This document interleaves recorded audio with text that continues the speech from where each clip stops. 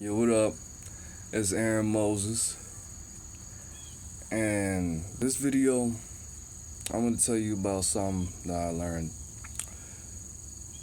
You all know that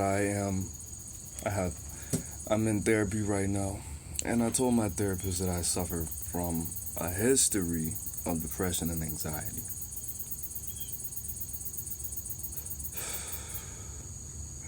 And what he said is, well, first off, the depression shit that's been that's been a part of my history.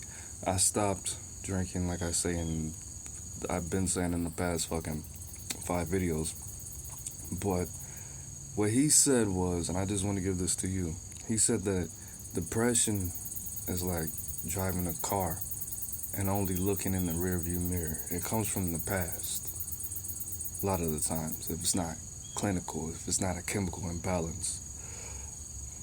If you only look in the rearview mirror and you only drive with your peripherals on the road, you're gonna get in an accident, you're gonna hit a ditch, flip your shit, crash, you're gonna die, your shit's gonna explode. If you have anxiety, that is your body, your mind preparing you for some shit that didn't even happen in the future. So that's like driving and looking at the horizon, looking at fucking thousands and thousands of feet ahead of you, but you can't see what's directly in front of you. You're not paying attention to how fast you're driving, what lane you're in, how much gas you have, you know. So what he told me was, and actually, one reason that I dislike therapy right now is because I've done a lot of research. I've watched fucking hella YouTube videos. Some of it has helped, some of it has obviously not helped. But I heard people talk about this. I got this from RSD Tyler, all the RSD fucking artists, and they always reference this one guy, Eckhart Tolle. To be present, to do present work, to be here right now. A lot of people have mastered that, but they don't balance it with the work. That's what really kept me back a lot. Not being present, thinking that I was present, thinking that I was living for today, blah, blah, blah, but it's also about the work, you know?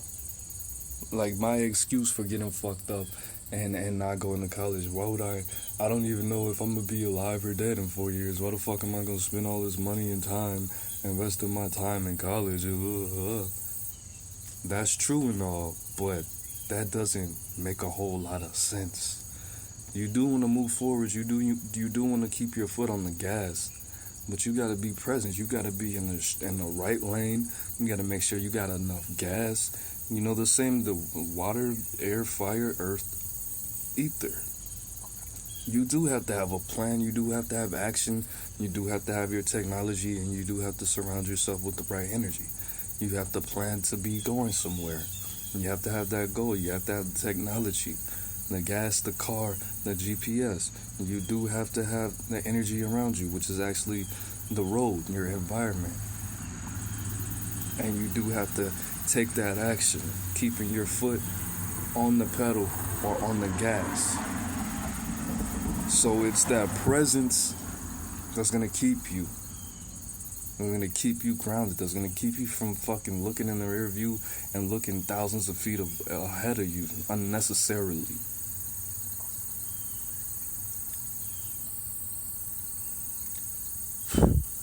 So because a lot of people, they have that mentality, live for today, tomorrow, you never know what's gonna come, and that mentality distracts them from their work. One thing that helps me is listening to music where you can tell this person is totally fucking free in the studio when he or she did this fucking song. They were in the moment, They felt swagged up. They felt good about themselves. They had that glow. That's really, for me, the perfect example. Listening to Lil B's music or listening to some gangster rap with some good delivery, some Ice Cube. They were free. They weren't fucking... If I got in the studio and I was always thinking about if I'm gonna fuck up or the times that I've done it better, freestyling. Teach yourself to freestyle. You have to be present and you have to focus on that work while connecting yourself with something better, something higher.